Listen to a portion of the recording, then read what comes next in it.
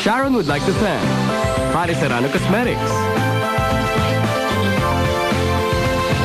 Active White Plus, Senator Francis Pangilinan and Mr. Ricky D of La Mesa Grill, Mrs. Ofelia de la Paz of Shannery's Catering, Lyric Piano. Let's face it, Manels, Fruit Magic, Waffle Time, Aquabest, pure water at its perfection, Cosmos Kids. Kanina, bago pa mag-umpisa po ang show, ay kinuha na namin ang lahat ng mga pangalan ng mga couples sa ating studio audience. Yes. At bumunot kami ngayon ng 4 pairs.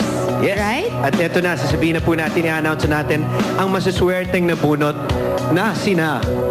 Yan, patingin. Congratulations to Raymond and Tess Catral. Yan, Raymond and Tess. Mag-asawa. Tapos Rory and... Monica Aguirre. Mag-asawa Ayun din sila. naman. Our next winner, congratulations to Bert and Vicky Ortega. Our 4th winner is Marvin Joseph and Olivia Fragata. Sila naman ay magkasintahan. Wow! Anyway, congratulations po sa ating 4 lucky couples. Congratulations to you. At kayo po ay makakatanggap ng aming Valentine's gift na gift certificate Yun. to La Mesa Grill. At meron pang chocolates and flowers. La Mesa Grill is partly owned by my husband. That's a wonderful, lovely restaurant. Okay? Yan. At teka, matuloy ko, para sa ating mga televiewers doon, kung mayroon kayong comments and suggestions, pakipaalam nyo lamang po sa amin kasi mahal na mahal po namin kayo. We just want to give you what you really want to see on our show. Please text us, i-type nyo lamang po ang React, space Sharon, at ang inyong mensahe, pangalan, at isend sa mga numero na nakikita nyo po ngayon sa inyong mga screen. And I would like to thank Peachy Mariano of Fanny Serrano Salon for my makeup, Bing Cristobal's House of Fashion for my blouse, Rochas for my eyewear, Tips and Toes for my nail care, Pin Antonio of Antonio's Hairdressing sa Sergeant Esguera po for my hair, and thank you Joni of Pin Antonio for my hair, and Mr. Ricky D and my hubby Kiko Pangilinan of La Mesa Grill, and Mrs. Ofelia de la Paz of Shannery's Catering. Thank you very much for our food tonight.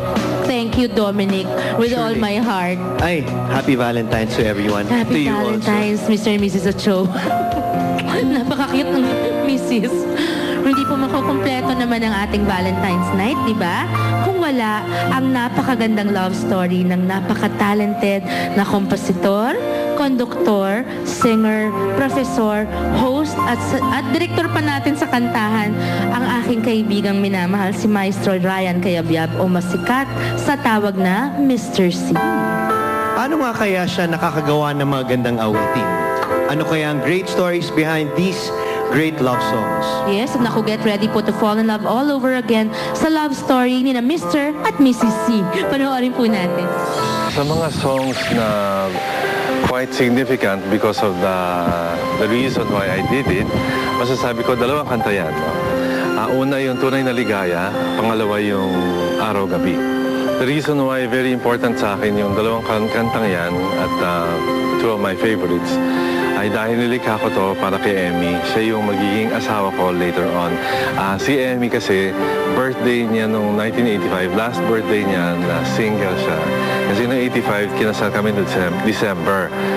May ito. Inawat ko sa kanya. Tapos tinanong ko sa kanya, sino ang gusto mong umawit nung kanta? No? Eventually nga, of course si Basil yung isa na pinili niya. So napunta kay Basil yung Tunay na Ligaya, tsaka kay Nonoy Zuniga yung Araw-Gabi. Mga kaibigan, to sing the great love songs of Mr. C, kasama pa rin si Mr. Homer Flores. Once again, here's our megastar, Miss Sharon Cuneta.